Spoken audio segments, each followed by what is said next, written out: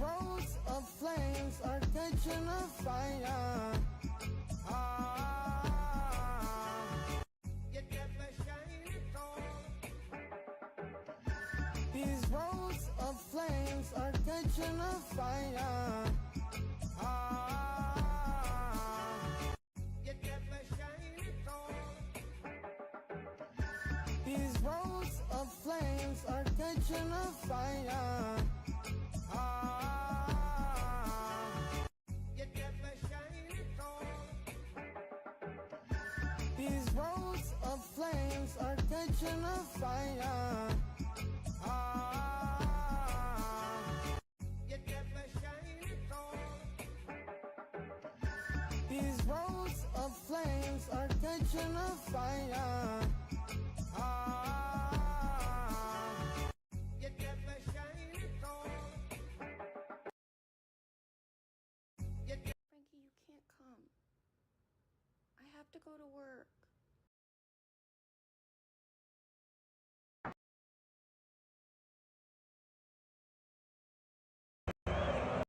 I wish I found some better sounds, no one.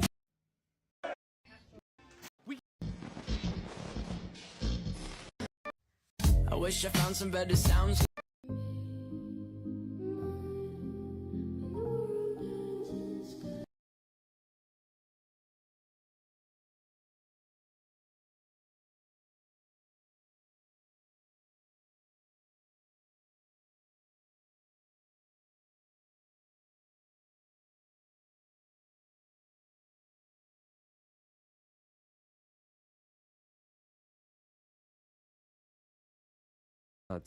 To just toys for children or immoral corrupters of the youth.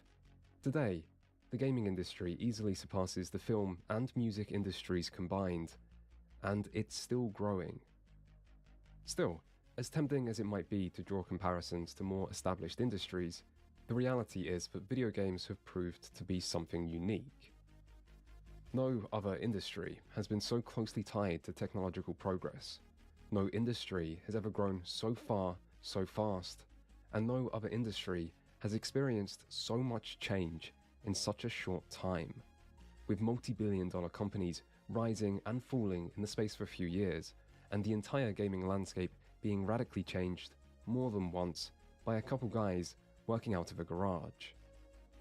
And all this in something that's only been around about 50 years. Video games have come a long way, and their evolution has been remarkable.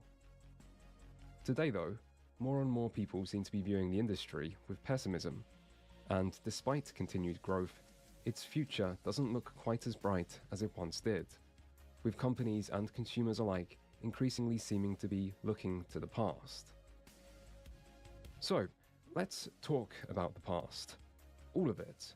From the very first game, right up to where we are today, and every major event in between. This is the entire history of video games, and it begins with something that would end up as a bit of a staple for the industry. War.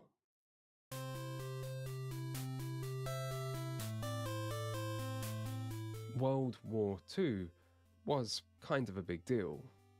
In addition to deciding the fate of a global population and shaping the modern world as we know it, it also saw rapid technological advancement that would pave the way for something equally important: video games. After building the first ever digital computers for the purpose of numerical processing and code breaking as part of the war effort, this technology was subsequently commercialized and found its way to several universities. And where computers go, video games soon follow. Of course, they weren't exactly designed as video games, so much as demonstrations to show what computers could do, or just experiments to further the field of computer science. The first of these shown to the public was Bertie the Brain in 1950, who played tic-tac-toe. Poor Bertie was apparently quite good, although every photo seems to show him losing, and he was dismantled 2 weeks after the exhibition, as tended to be the case with these early computers. The first game to be created as entertainment was 1958's Tennis for Two, a side-on simulation of a game of tennis that ran on an analog computer and was created by William Higginbotham, a man perhaps better known for his role in the creation of the atomic bomb. Meanwhile, in 1962, Space War, a two-player 1v1 space battle simulation created at MIT, became the first game to see wider distribution as its source code was shared between students and institutions. As the 60s continued, more games were created for the mainframe and mini-computers of the era, but their popularity was quite limited by the fact that the computers needed to run these games cost thousands and thousands of dollars, something affordable for a university, but less so for the average family. Things would change in the 1970s, however, as video games started to appear alongside pinball machines and other mechanical games in arcades. The first arcade video game was Computer Space in 1971, which took heavy inspiration from the earlier Space War and was designed by Nolan Bushnell and Ted Danby. Computer Space saw limited success, but its creators still believed in the potential of the medium, so they founded their own company, Atari. At the same time as this, new breakthroughs were happening elsewhere, as in 1972, the first ever home console was released by electronics company Magnavox. It was called the Odyssey, and its development started 6 years earlier, with the version finally released being the 7th successive prototype. The main challenge the team faced was affordability. The technology for a home console existed. It was just a question of how to keep the price low enough that anyone would be willing to manufacture or buy it. But eventually, the team led by Ralph Baer found a way, and so video games, at long last, came to the American family home. This was an important milestone, although the Odyssey didn't exactly see the runaway success of later consoles. Still, its simple two-player table tennis game did provide the inspiration for Atari's first game, the remarkably similar-looking future phenomenon, Pong. Released in arcades in late 1972, Pong was a game that changed gaming, proving immensely popular in arcades, and at 25 cents a game, also immensely profitable. By the end of '72, we did $3.5 million, and then we did 19 million, and then we did 35 million. It was a hockey stick. In fact, Pong was so popular that the first machine installed quickly stopped working. Atari were called out to get it going again, and found the problem was that the cash box had overflowed from the vast amount of quarters, leading the machine to become jammed. And so, arcades exploded in popularity as Pong proved gaming's potential. Video games had arrived, and at the birth of this exciting new medium where the possibilities are endless, how did everyone react, you might wonder? Well, obviously, they copied the one thing everyone knew already worked. Atari made sequels and successors, as well as their own dedicated home Pong console, and other companies made their own versions alongside their own sequels and successors and dedicated home systems. Pong was everywhere, as profit led to proliferation, and before long, video games were in decline. By the mid-1970s, arcade growth slowed and then shrunk as the market became saturated with Pong clones, and brand new companies that had once rushed to cash in on this big new thing started going under. Atari themselves fared better, although they had their own troubles by way of a lawsuit that came from Magnavox over the striking similarities between Pong and their table tennis game. Atari settled, but they weren't the only ones being sued, and Magnavox's winnings ended up totaling over $100 million. And so, arcades were struggling, but thanks to technological advancements over the 70s, a new prize was up for grabs, and the competition would be intense.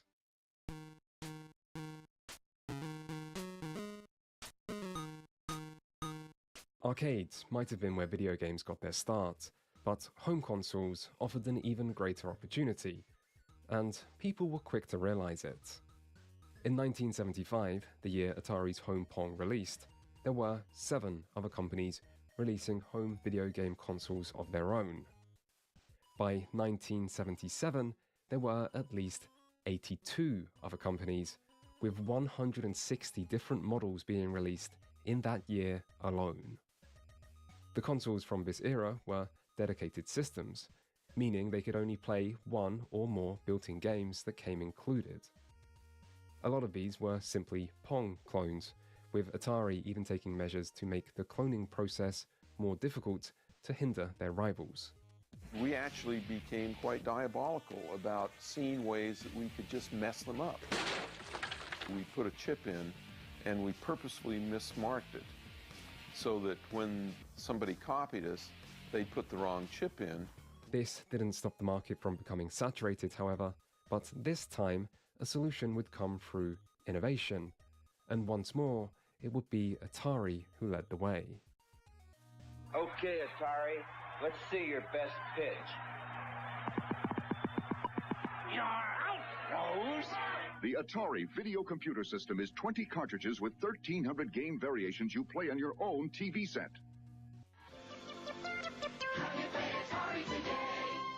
The Atari Video Computer System, later called the Atari 2600, released in 1977, 1 year after the Fairchild Channel F became the first ever console to feature interchangeable cartridges. Bushnell saw the advantages cartridges provided and rushed to produce a cartridge-based system of his own. But earlier problems with lawsuits, increasing competition, and decline in arcade sales meant Atari's funds were getting low, and so they made a deal with Warner Communications to sell Atari for $28 million. The consequences of this deal would be seen most clearly in the following years, but for now, it meant Atari had the money to finish their new console to beat out their main rival Magnavox, who would release their own cartridge-based system, the Odyssey 2, in 1978. The Atari 2600 would be huge, with lifetime sales of over 30 million units, a number that dwarfs any other console of the era. Still, this success came slowly, and in late 1977, the entire gaming industry experienced its first, but by no means last, crash. The combination of a saturated market full of dedicated systems, alongside new cartridge-based systems that proved far more desirable, meant heaps of dedicated systems suddenly stopped selling, leaving retailers with a surplus of stock they couldn't shift, and causing game developers to cancel most dedicated systems that were currently in development. The resulting downturn hit the gaming industry hard, leading economists and media figures to speculate whether the entire gaming industry had simply been a short-lived craze that was now coming to the end of its life cycle. Amidst this pessimism, the Atari 2600, with its relatively high price point of $200, which is almost $1,000 after adjusting for inflation, was seen as a tough sell, and retailers and consumers alike were hesitant to embrace it, meaning Atari was only able to sell a fraction of the systems they manufactured in its first few years. Further competition would also come from other cartridge-based systems, including the Intellivision from Mattel and the ColecoVision from Coleco. But Atari would soon find the killer app they needed that would not only get themselves back in business, but would also get the entire gaming industry back on track.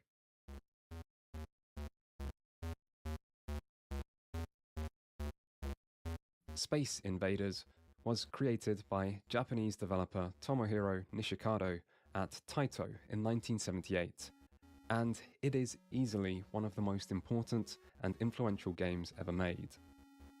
Before Space Invaders, different regions like America, Europe, and Japan had little crossover between them, but Space Invaders quickly moved beyond regional borders to become the first truly global gaming mega-hit, and that was by no means its only achievement. Its gameplay may look relatively simple today, but in the 70s it was anything but. As a fixed shooter where the player takes on rows of gradually descending aliens while hiding behind fully destructible bunkers, it was the first game to have enemies that shoot back at the player. It helped pioneer the move away from timers over to lives-based systems. It was the first game to feature a high score system, giving it potentially infinite replayability, and it was the first game to feature continuous background music. The background track itself was dynamic and increased in tempo in time with the enemy's increased movement speed as rounds progressed, giving the action a real sense of tension as the difficulty ramped up. This iconic part of the game wasn't actually intentional. During its development, Nishikado found that the arcade's processor struggled to handle so many enemies on screen at once, and yet, as the player took out more and more of them, the render speed increased, causing the aliens to move faster and faster. This created a difficulty curve where the challenge rose and fell within each level to create moments of higher and lower intensity, a principle still seen in game design to this day. Space Invaders also featured some semblance of a story. Aliens were invading from space, and you had to stop them. Okay, it's not much, but compared to the more abstract Pong or Breakout, it made the action feel much more contextually meaningful and marked the beginning of arcade games paying more attention to these kinds of aspects. And if all that wasn't enough, there was also the game's sales. By 1982, Space Invaders had grossed $3.8 billion, which is over $13 billion after inflation, meaning it was the then best-selling video game and highest-grossing entertainment product of all time. For the industry, this meant video games were back, and soon it wasn't just Space Invaders. 1978 marked the beginning of what has since been named the Golden Age of the arcade. 1979 saw the release of Asteroids from Atari, which continued the space battle theme, this time in an asteroid field with more complex physics-based movement, while also using cutting-edge vector graphics that utilized lines instead of pixels to provide a crisp display, unlike anything that could be produced on a home TV screen. The trend of popular arcade games where you shoot things continued in 1980, with Atari's 3D first-person tank sim Battlezone, as well as their trackball-controlled Missile Command, which took inspiration from the still ongoing Cold War to task players with defending cities from intercontinental ballistic missiles. 1981 gave the world Defender from Williams Electronics, which pioneered the side-scrolling shoot-'em-up genre, and Galaga from Namco, a fixed shooter which featured complex enemy patterns and power-ups, both features that would define the genre moving forward. Shooters weren't the only thing coming out of arcades though. In 1980, Namco's Pac-Man gave the world its first gaming mascot, Pac-Man, while establishing the maze chase genre and being the first game to feature power-ups. As iconic as he would go on to become, however, Pac-Man's path to success wasn't a simple one. The game initially struggled to beat Namco's 1979 space shooter Galaxian in Japan, while in America, publisher Midway was hesitant to manufacture many units as they were unsure how it would perform. The reason for this was that it didn't involve any shooting, and so executives feared it would be less popular with arcade's mostly male player base. This was something developer Toru Iwatani had also considered, as he'd deliberately tried to create a game that would appeal to women as well as men and offer something different to war or sports, hence the colourful design, cute characters, and emphasis on eating rather than killing. Iwatani figured that girls like eating things more than killing them, and it seems he was onto something, because in the end, players couldn't get enough of Pac-Man's addictive pellet-eating action. Within a year, it had become the best-selling arcade game in both Japan and America, outgrossing even the 1977 film Star Wars in revenue. Pac-Man was one of the first, but by no means last times a video game found record success through broader appeal and targeting new audiences. Its use of vibrant colour and its focus on a central titular character would also go on to become video game staples and would soon be seen in other popular arcade titles like Konami's 1981 road and river crossing hit Frogger. By 1982, colour and 3D technology were being combined in even more impressive ways, like in Namco's visually striking racing simulator Pole Position. And the arcade golden age was in full swing, with profits from games reaching new heights, and Taito, Atari, and Namco establishing themselves as the three biggest developers around. Arcades were more than just a place to play games, however. Through features like high scores, multiplayer, and the ability to watch and compete in front of other people, arcades provided a social aspect to gaming that went beyond just playing. Much like how Twitch allows people to watch, discuss, and compete in various games today, arcades were the live streaming and esports of the 20th century, and they offered better gaming experiences than you could get in your home, with higher quality graphics, better sound, and unique immersive elements like wheels and pedals in racing game cabinets. Arcades would also have a significant impact on future game design. Their quarter-hungry monetization method has sometimes led to criticism over their high difficulty, with older console games also sometimes coming under fire for inheriting that high difficulty.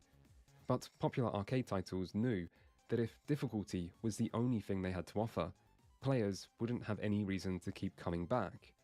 And so they learnt how to make skill-based challenges fun and make players want to improve and keep playing.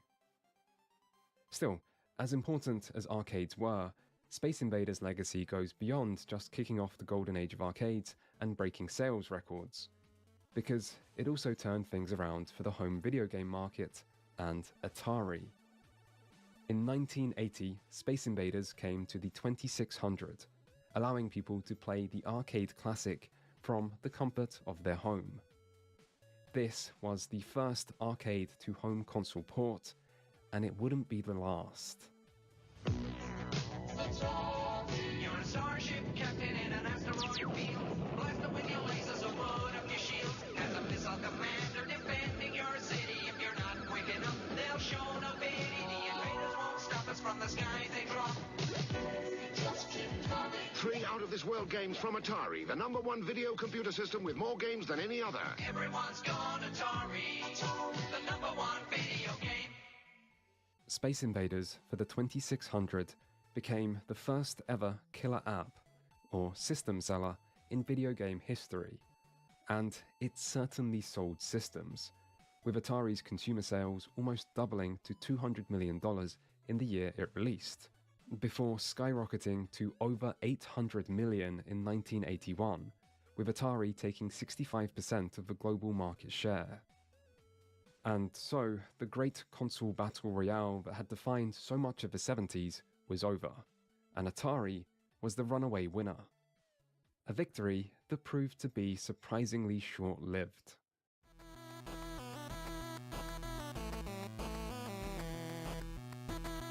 In 1982, Atari was the fastest growing company in American history. Yet, by the end of 1983, they were one of the fastest falling, with yearly losses of over $500 million amidst the slide in parent company Warner's stock of almost 70%. In 1984, Atari was sold, with Warner receiving no cash for the sale, and never again would Atari be a leader in the video game industry. So, what happened? Well, there is an obvious answer, but that only tells part of the story. To really understand, we need to rewind a bit and look at where Atari came from. When Nolan Bushnell and Ted Danby decided to start a video game company together, they both pitched in $250 of their own money to get the company off the ground. By 1982, Atari had 10,000 employees and were bringing in $1.7 billion in operating profit. And this all happened in the space of around 10 years. Atari had a colourful history, and some important people once worked there, including Steve Jobs and Steve Wozniak, who left after a few years to start their own company by the name of Apple, as well as a young programmer by the name of Bill Gates, who was fired for not doing enough work. Atari also had a bit of a reputation for their relaxed office culture. You know, flexible hours, informal dress code, the usual sort of thing. As we had a lot of young people, we would constantly offer to throw a party if they hit quota.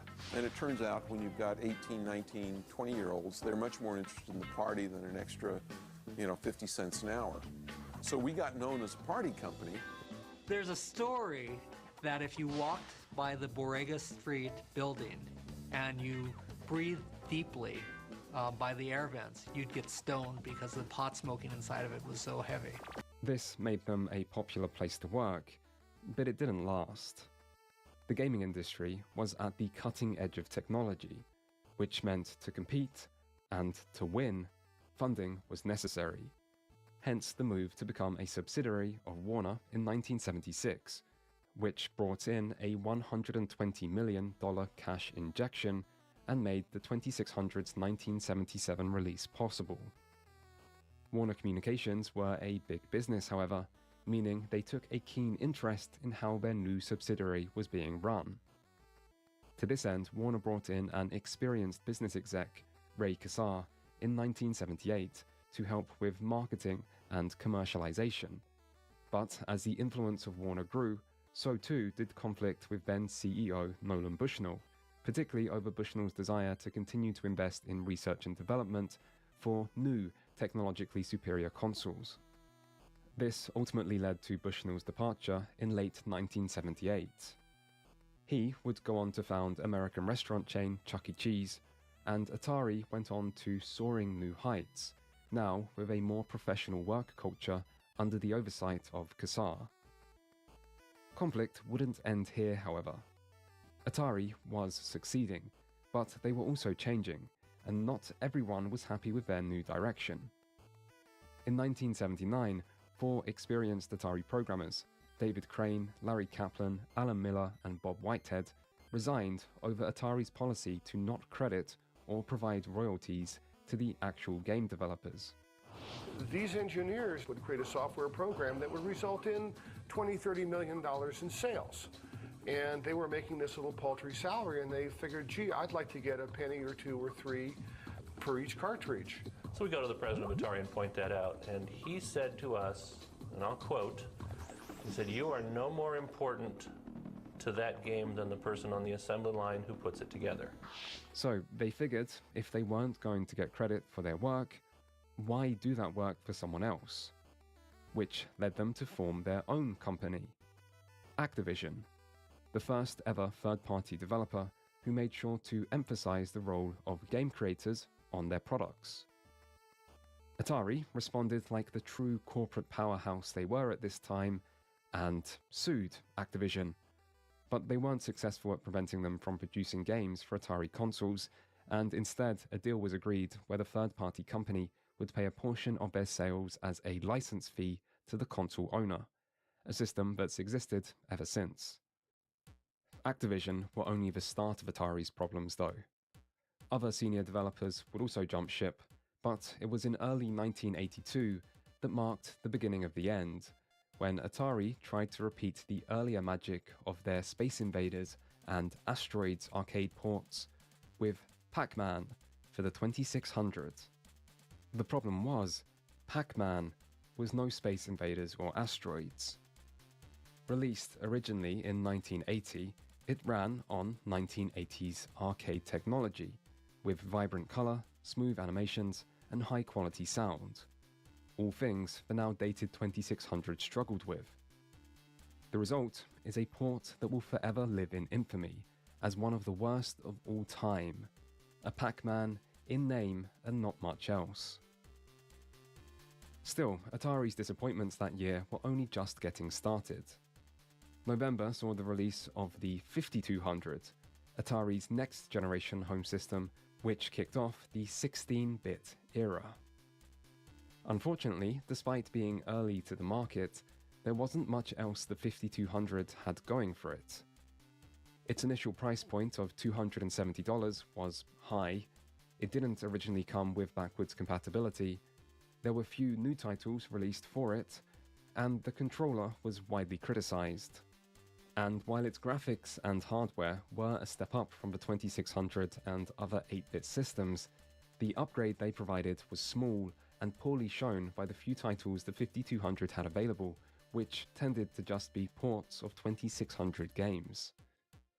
Nolan Bushnell is reported to have left Atari over disagreements with the direction of future console technology, and the commercial failure of the Atari 5200 seemed to vindicate his stance. Finally, to top Atari's year off, there was E.T., which released just in time for the holiday season.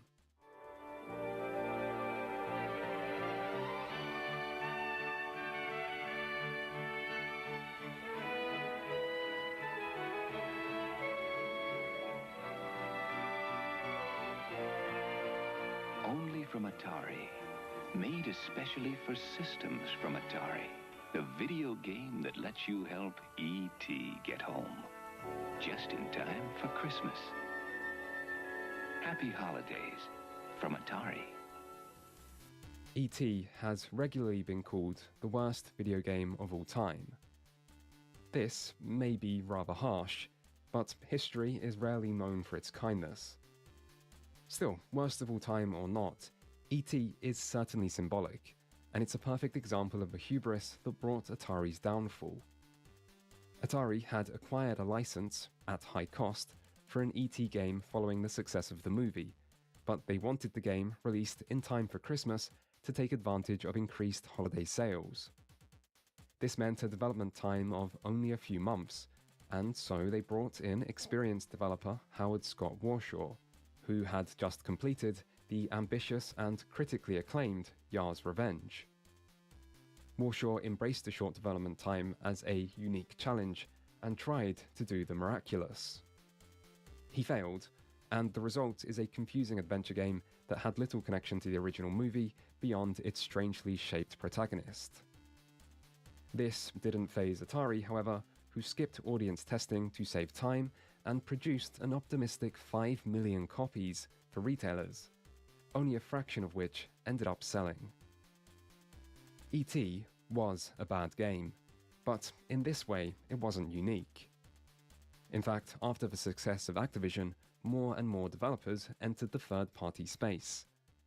This was before game developers needed a license to publish games on consoles, which created a free-for-all where quality was a much smaller concern than profit, and where accusations of industrial espionage and reverse engineering became rampant due to third-party developers' lack of familiarity with the hardware of the system they were designing games for. By the start of 1983, at least 100 different companies were developing games for the 2600 in a rush to cash in on the now booming video game craze. In the process, quality control was often ignored, and in this period, consumers had few ways to differentiate between good and bad games before it was already too late. As the market continued to become increasingly saturated with low-quality games, retailers were forced to discount stock to try to get rid of these games, encouraging consumers to continue purchasing the now discounted bad games, leading to a loss of consumer confidence, which even video game titan Atari wasn't exempt from. In fact, Atari likely deserved more of the blame than anyone. Pac-Man for the 2600 was a bad game, but it was also the best-selling video game of all time. And even then, Atari still produced far more copies than they ultimately sold. And so, with a saturated market, little quality control, rapidly depleting consumer confidence, and even more emerging competition from the home computer market, the gaming industry did the inevitable and sunk spectacularly in the great gaming crash of 1983. Video game sales have gone tilt. The boom simply isn't booming anymore. If Pac-Man, E.T., and Raiders of the Lost Ark aren't selling, what will? To understand the scale of this disaster, it helps to look at the numbers. In 1983, home video game revenues peaked at $3.2 billion. By 1985, this number had fallen to 100 million, a decrease of almost 97%. Once quarterly earnings started to reveal the degree to which games had stopped selling, investors started panicking, cashing out their gaming stock, and effectively ending the supply of new money that had previously supported the once growing market. As a result, many newer gaming companies went bankrupt. Mattel, Coleco, and Magnavox all discontinued their gaming lines entirely, and Atari was sold for almost nothing, with hundreds of thousands of unsold games being famously dumped and buried in a landfill in New Mexico. Arcades still saw some popularity, but they once more entered into a period of decline, with the golden age having now come to an abrupt end. And so, video games were officially over, being once more seen as nothing but a short-lived fad, not so different from other popular toy lines that burn bright and then burn out once consumers get bored of them. And this is how they would continue to be seen in America for the next 2 years, until a new name entered the scene.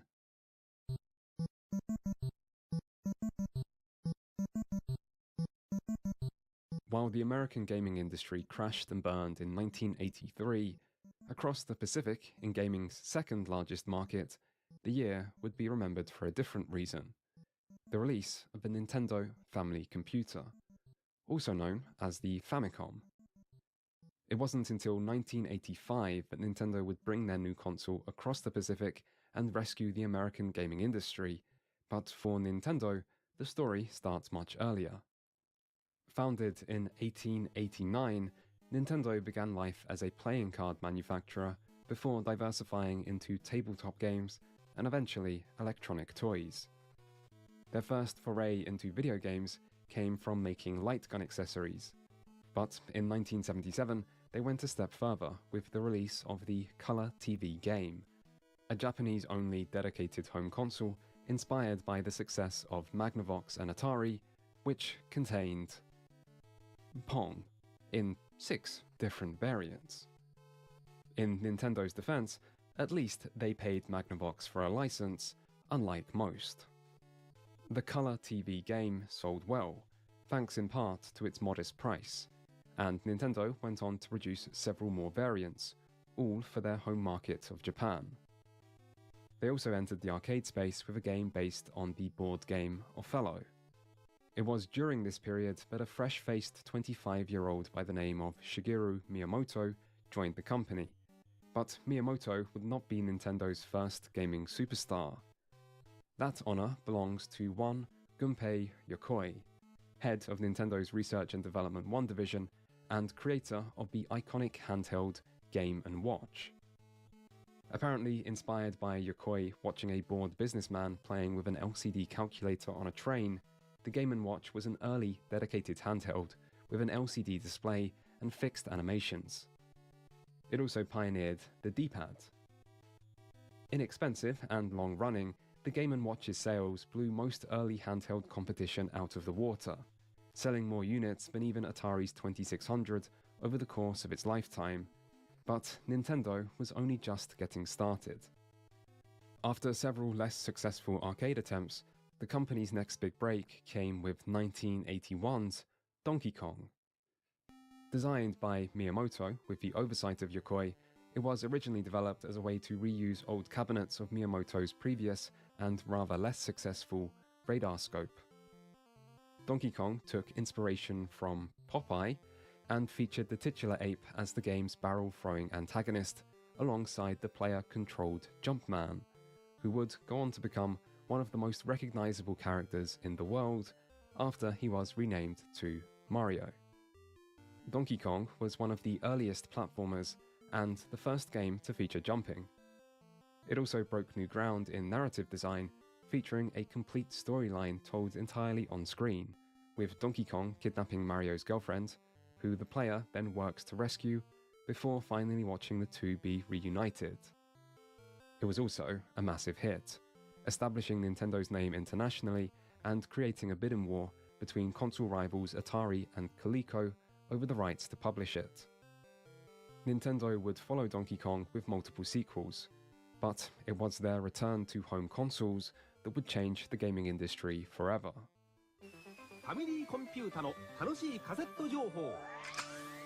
At first glance, the Famicom didn't look that remarkable. It was an 8-bit system in a time when Atari had already given the world 16 bits of power, and home computers were quickly becoming more powerful still. Yet the Famicom did have a dedicated picture processing unit in addition to its CPU, as well as a reasonable launch price of just under 15,000 yen. Its greatest asset would eventually be its game selection, but an impressive library took time, and the Famicom's first year on the Japanese market saw it get off to a slow start. It would pick up momentum eventually, however, and the Great Gaming Crash of 1983 didn't have nearly as large an impact on Japan as it did America, meaning by the end of 1984, Nintendo's family computer had become the best-selling console in Japan, and was well on its way to becoming Nintendo's greatest success yet. This still left Nintendo's toughest challenge though, America, which in 1985 was still reeling from the earlier crash, with confidence in video games at an all-time low. To get retailers to even stock their console, Nintendo had to make buyback deals in case of poor sales. But that still left the even bigger problem of selling the console in the first place. I mean, how do you sell a gaming console to a country that doesn't want anything to do with video games? Well, Nintendo's answer was to pretend that it was something different. Will your family be the first to witness the birth of the incredible Nintendo Entertainment System? Will you be the first to see, to touch, to play with Rob, the extraordinary video robot? He follows the commands you put on screen to help you tackle even the toughest challenge. Will you be the first to raise the incredibly accurate Zapper and play games like Duck Hunt and Hogan's Alley? The first to build a library of game packs like Kung Fu and Golf? Even games like Excitebike that you program yourself. Will you be the first to get all this in one package? The Nintendo Entertainment System, where video technology is more than a game. Enter the Nintendo Entertainment System. Not just a video game console, but something brand new. And it wasn't just about the name. The NES was designed to look like a video cassette recorder rather than a console. Its cartridges were rebranded as Game Packs, and it shipped with several accessories, like the robotic operating buddy Rob and the iconic light gun, which marketing made sure to emphasize as much as possible. Nintendo's work didn't stop here though, as they had an entire gaming market to rebuild, and so the #1 priority became restoring consumer trust in video games. To do this, they strictly controlled third-party development, putting limitations on companies to avoid the oversaturation that had plagued Atari. In Japan, this led to a growing bootleg market, so with the NES, Nintendo added a special lockout chip to combat this, while creating an official Nintendo seal of approval to allow buyers to identify Nintendo licensed products. And as for those products, Nintendo also paved the way for their console launch with arcade releases of the same games through the Nintendo Versus system in 1984, which was built on similar hardware to the Famicom. This not only helped spread Nintendo's name before the release of the NES, but also established a trend of console titles matching the quality of their arcade counterparts to try to repair the damage of games like Pac-Man for the 2600. Nintendo even shifted to using in-game-like box art in place of the detailed yet dissimilar artwork of so many earlier games. All this had an impact, but Nintendo had one final ace up their sleeve, which came once more from the mind of Shigeru Miyamoto and would mark the arrival of gaming's next killer app. Released in the same year as the NES, Super Mario Bros. Set a new standard. For years, players had grown accustomed to games taking place on a single screen. And then in came Mario, with side-scrolling platforming action across multiple screens, multiple levels, multiple environments, and all with different power-ups, boss fights, and jaw-dropping hidden secrets. To top it all off, Super Mario featured precise controls that took full advantage of Nintendo's new D-pad controllers, alongside detailed, vibrant visuals and one of the most iconic soundtracks in video game history from composer Koji Kondo. Mario even had a strong sense of identity. By this point in time, a lot of games had featured space combat, sports simulations, and fighting, but Mario offered something genuinely unique.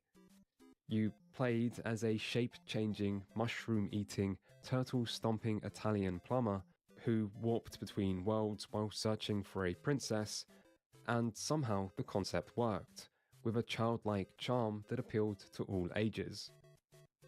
And so, Super Mario Bros. Was a landmark title that kicked off the greatest-selling video game franchise of all time. But it's not like the NES only had Mario. In fact, only a year and a half later, the Nintendo Entertainment System would see the arrival of another gaming legend, once more from the mind of Miyamoto.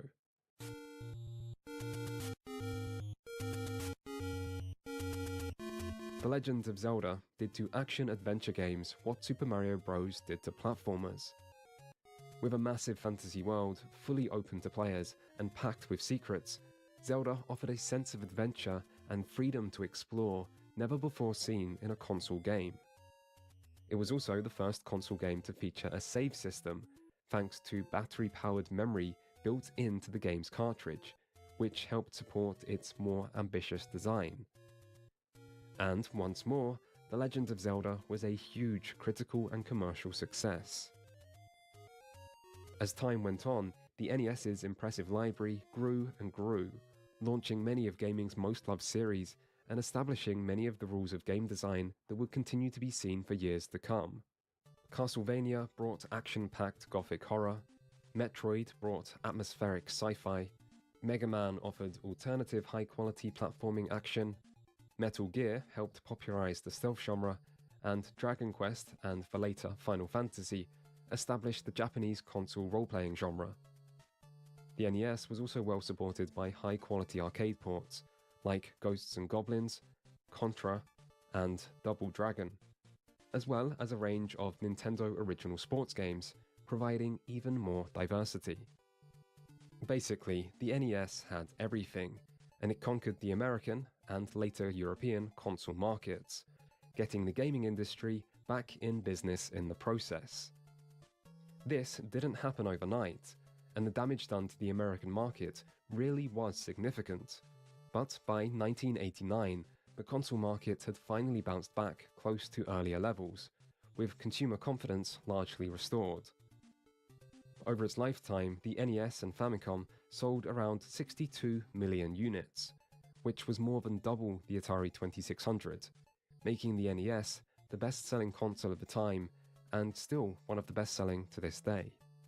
And with Nintendo's console supremacy, and so many American companies having exited the market following the earlier crash, Japan was able to take center stage of the gaming industry, with Nintendo's name becoming synonymous with video games. Still, even if Nintendo had taken a sizable lead, they wouldn't remain unchallenged for long, as another Japanese company was about to make their attempt at beating Nintendo at their own game.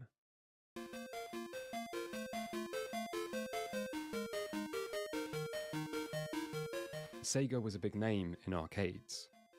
They entered the Japanese home console market at the same time as Nintendo, when the arcade golden age was starting to wind down. Their first console, the SG-1000, released in 1983, on the very same day as Nintendo's Famicom. But it would struggle to compete with Nintendo's superior system, likely as a result of Sega's inexperience with console development. In 1985, it was redesigned as the Sega Mark III, which released in North America in 1986 as the Sega Master System. Sega challenges you with the ultimate video game, the Sega Master System, with twice as much memory as any other video game. Advanced video technology like scrolling backgrounds, graphics in 64 colors, digital sounds, and light phasers. And you can add to the excitement with sports pads, control sticks, and the first video games ever in 3D. Sega's the one. The Sega Master System. The challenge will always be there. The Master System went head-to-head with the NES, while copying much of its marketing strategy. In terms of hardware, it had a clear advantage, with a wider color palette and a small edge in raw power. But this wouldn't be enough to make up for its biggest weakness: its lack of third-party support. To publish games on the NES, licensees had to agree to a strict 2-year non-compete clause that didn't allow them to bring their titles to Nintendo's competition. This left the Master System with a much smaller library, and while Sega were able to bring their own first-party arcade titles, including the fast-paced rail shooter Space Harrier and iconic racing game Outrun, two of the best arcade titles of the mid-80s, this ultimately didn't prove to be enough, and even these games were still inferior on console than as arcade originals. This ensured that Sega failed to come close to matching Nintendo in Japan or North America, although they did do enough to overtake a flagging Atari, who, under new management, had released their own third-generation console, the 7800, a system notable for its innovative backwards compatibility and little else. Still, by this point, gaming was global, and so Sega turned their attention to other markets. In Europe, the NES had failed to achieve the same level of success as in America, with Nintendo taking a more hands-off approach and leaving the distribution to other companies. It also arrived notably late, with most countries not seeing the NES until 1987.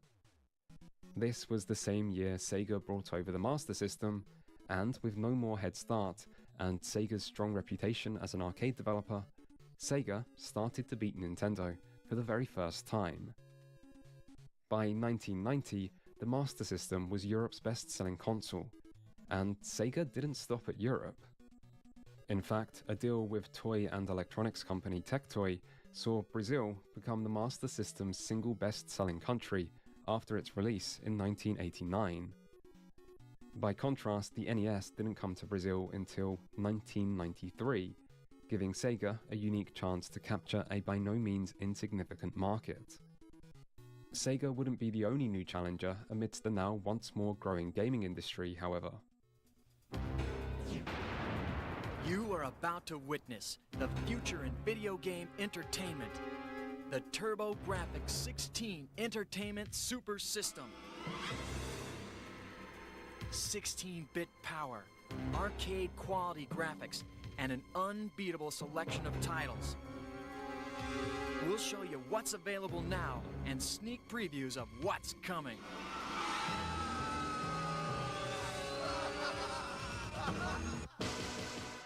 Hudson Soft and NEC's TurboGrafx 16 released in 1987 in Japan under the name PC Engine, and in 1989 in America and Europe. The console was so eager to let consumers know that it was a 16-bit rather than 8-bit system that it included it in the name, kicking off what is sometimes referred to as the Bit Wars, as well as the fourth generation of home consoles. As the first truly next-gen system, the TurboGrafx did boast some impressive hardware, with a higher resolution and expanded color palette to go alongside its 16-bit GPU. This was matched with some impressive sales in its home region of Japan, with the system getting off to a flying start and beating out the NES in its year of release. Unfortunately, this strong performance wasn't replicated in other regions, with poor marketing and a delayed release leading to commercial failure in North America and cancelled plans in Europe. Still, for Sega, this new competition represented a clear threat, and so, in response, they immediately began working on their own 16-bit system. It was finished 1 year later, long before Nintendo would have a 16-bit system themselves, and it turned out to be Sega's best console yet. What's the hottest 16-bit video game system with true arcade games, great graphics, real challenge, stereo sound, and the hottest library too, with games like Altered Beast, Golden Axe, Super Hang-On, Forgotten Worlds, Space Harrier 2, Revenge of Shinobi, Tommy Lasorda Baseball, Truxton, Last Battle, Arnold Palmer Tournament Golf, Super Thunderblade, Zoom, Thunder Force 2, Ghouls and Ghosts, Mystic Defender, Rambo 3, and more. Genesis from Sega. Genesis, the new generation in video games. The Sega Genesis, otherwise known as the Mega Drive outside America, released in 1988 in Japan, 1989 in America, and 1990 in other regions. And with it, Sega now had a system powerful enough to do justice to their expansive arcade library, as well as a clear technological lead on their main rival Nintendo. They even had a new marketing slogan. 16-bit sports action. You can't do this on Nintendo Genesis. Does. Genesis. Does. Genesis. Does. Genesis. Does. Genesis does. Get Joe Montana free, Pat Riley free, Buster Douglas free, Super Monaco GP free, or Collins free. What Nintendo don't? Buy a 16-bit Genesis. And so, heading into the next decade, the console war was finally heating up, with one of gaming's greatest rivalries about to unfold. The only thing Sega still needed was a killer app of their own that could finally go head-to-head with Nintendo's popular mascot Mario. But for Nintendo, there was no reason to panic just yet, as the end of the 80s saw them release a new system of their own, one that would go on to outsell all of their previous systems combined.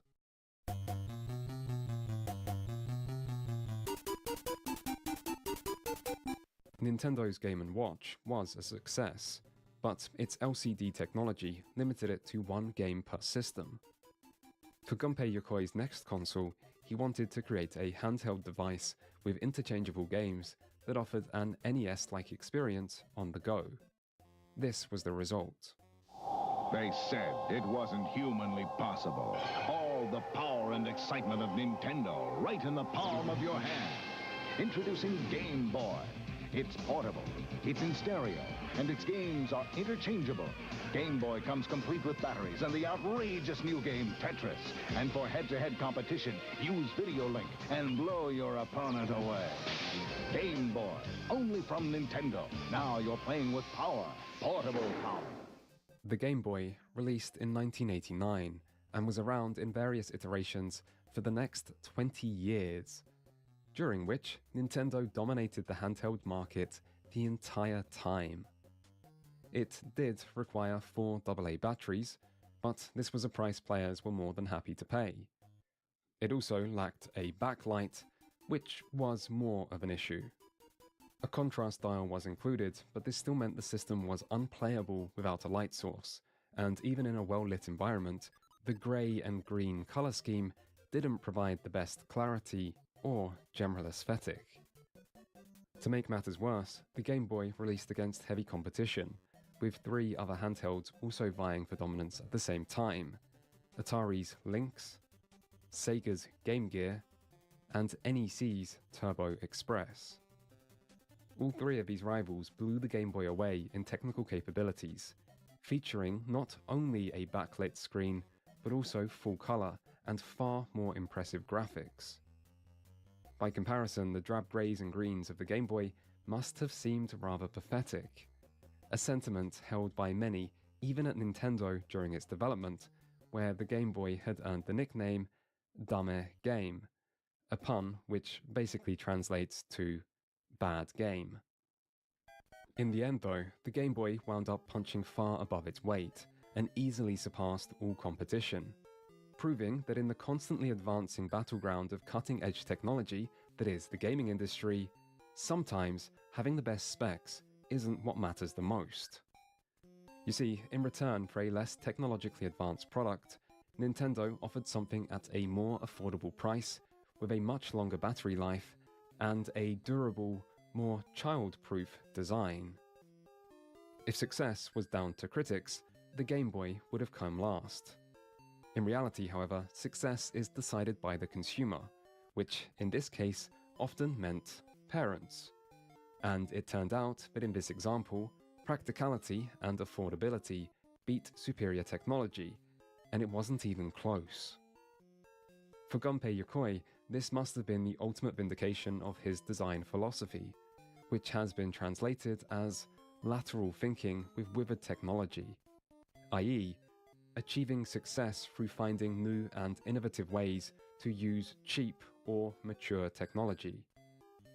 In an industry obsessed with the cutting edge, this has been successfully employed by Nintendo time and time again, and despite Yokoi's unfortunate death in 1997, his philosophy can still be seen within the company to this day.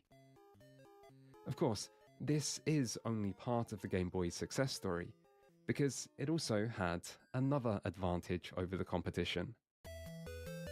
Designed inside the Soviet Union by Alexei Pachinov in 1984, Tetris began life as more of a benchmark than an actual video game.